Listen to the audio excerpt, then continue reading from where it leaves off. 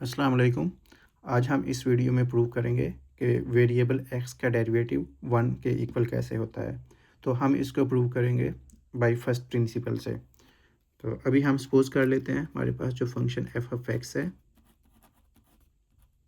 ये इक्वल है x के।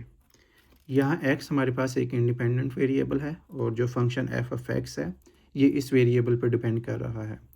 तो अगर हमारे पास x में माइनर चेंज आता है, सपोज करें डेल्टा x के इक्वल, तो हम इसको x को रिप्लेस कर देंगे x प्लस डेल्टा x से, x प्लस डेल्टा x।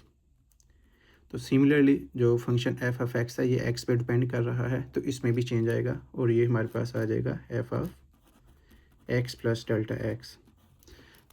तो हमारे पास जो ओल्ड फंक्शन है बेसिकली वो f ऑफ x है और न्यू फंक्शन चेंज के बाद जो आया वो है f of x plus delta x।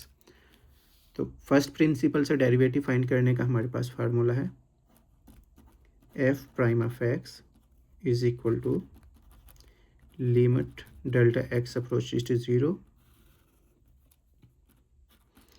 f of x plus delta x minus f of x divided by delta x।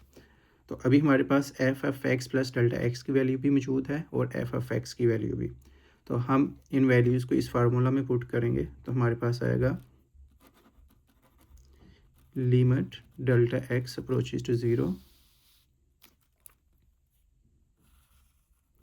f of x plus delta x हमारे पास है x plus delta x minus f of x है हमारे पास x divided by delta x। तो ये x इस x को कैंसिल आउट कर देगा तो हमारे पास आएगा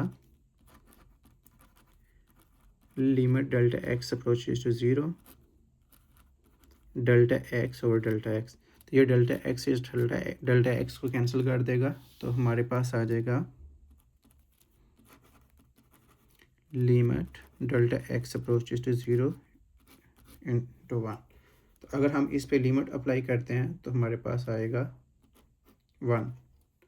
तो अभी हमने इस वीडियो में प्रूव किया है कि x का डेरिवेटिव हमारे पास 1 कैसे होता है।